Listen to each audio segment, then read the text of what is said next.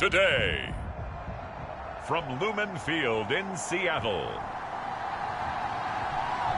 it's Week 6 of the NFL on EA Sports.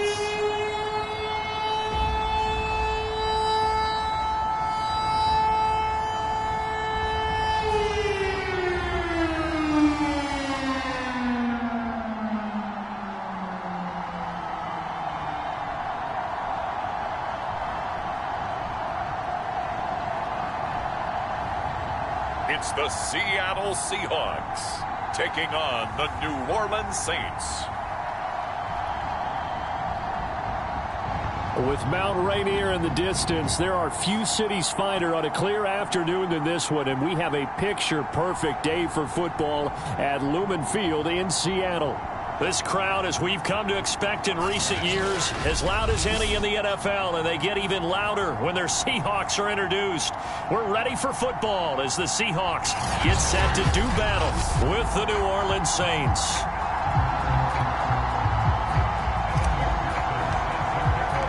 Set to go now in Week 6 of the NFL season, and we are underway on EA Sports.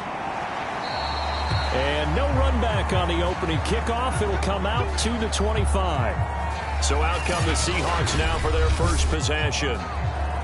And a glance here at the man calling the plays under center, their 6'4" quarterback. And he's been playing at an elite level here in this early half of the season. Tops in the league in touchdown passes at this point. This is definitely a wide-open offense, so we'll see if he can keep his string of good games going right here.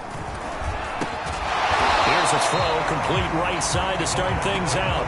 And he's upended at the 33, following a good pickup of 8. This defense for the Saints, they played extremely well last week in the win over Atlanta. And what keyed their victory? The pass rush. Got to the quarterback 6 times for sacks, and plenty of other turbulence in the pocket for him as well. Hard to throw the ball downfield, but all you're seeing is opposing jerseys come at you. So much of this game is about leverage. We always talk about low man wins in the trenches. Well, it's like that at just about every position. And sometimes, if you lose that leverage and you're losing the battle, just jump up at the line of scrimmage and try and bat the ball away. And that's exactly what happened there. An early test, 2 plays in. This is 3rd and 2. Back to throw here. And that is incomplete. So the defense able to get off the field here on 3rd down. And it's one of the goals of the game. They've got to be effective on passing downs. It's one of the few things defenses chart. How did we do on 3rd down? That's a nice start for them in this one. On 4th down, Joseph Charlton on to punt. He punted 4 times in the loss last week as he gets this one away here. Fielded at the 20. It'll be a 44-yard punt. The return goes for 8. And the Saints will take over with a 1st down and 10. So out comes this offense to take over for the first time. And we get a glance here at their leader, the man who will be calling the plays under center. And I thought it was a really nice performance last week by him. 3 touchdown passes. I think that signifies exactly what he was getting done. He did have the 1 interception. But that's the ratio you say you're okay with, right? If you go 3-to-1, you're going to be pretty happy over the course of the season. And let's face it, he'll never blame the receiver publicly. But behind closed doors, he probably told his agent, hey, what's the deal? I should have had a perfect game. And he'll manage to pick up about 4 at 2nd down. Defensively here, you're facing a top 5 team in terms of points scored in the NFL. So when they're that high powered, you've got to find a way to hold them under 20. Because to me, that's the magic number. 20 points scored gives yourself you give yourself your best chance to win. So if they're up around 24, 28, 30, they could be in some trouble. And I think so, because then you turn it into a shootout, and that means your offense has to keep pace. I think that's a big pickup for a 1st down, because when you run a drag route against zone, you're sometimes asking for trouble because you might run into a defender. Yeah, well, there they ran into a 1st down, executed it to perfection.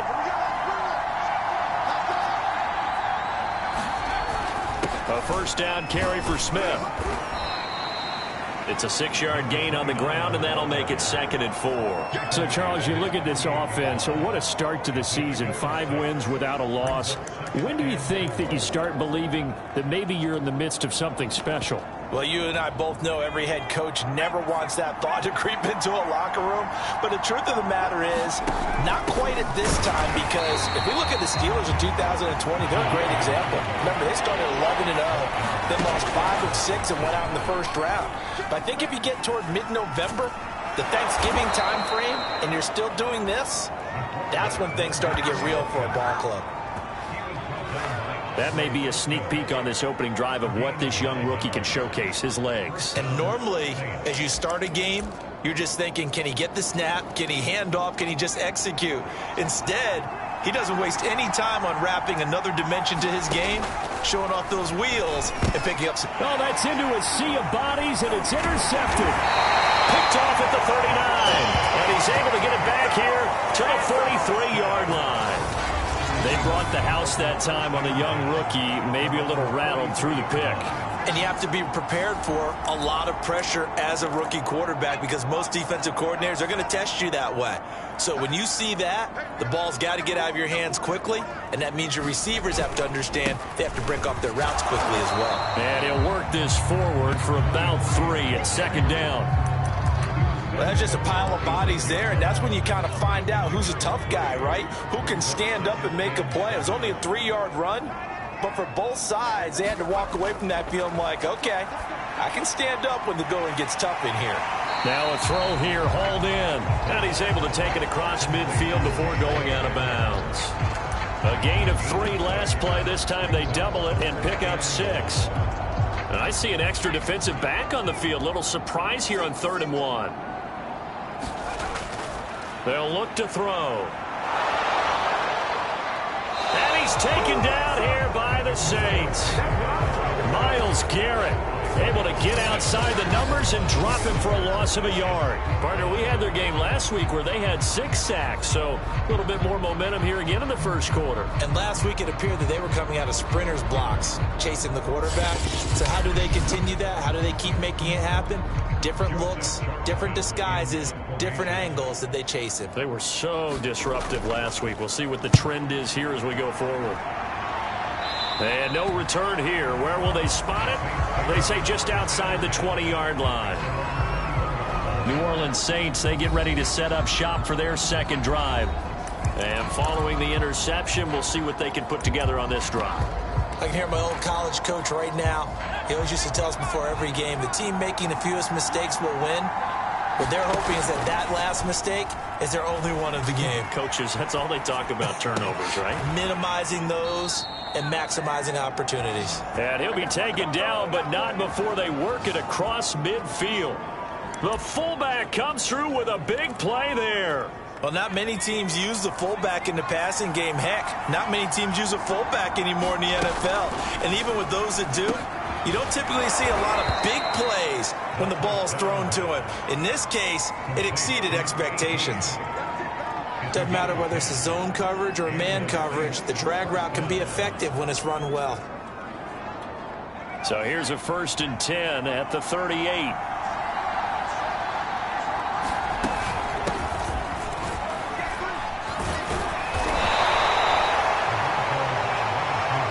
Now that was an excellent run, and when you see that happen, that's when you're seeing guys doing their job and then some people doing a little bit more. Offensive linemen and tight ends, they're expected to block, but the wide receivers, all they want to do is catch passes. So when they block on a big-time running play and create extra space, you've kind of hit the jackpot there. And inside the 20 before he's brought down.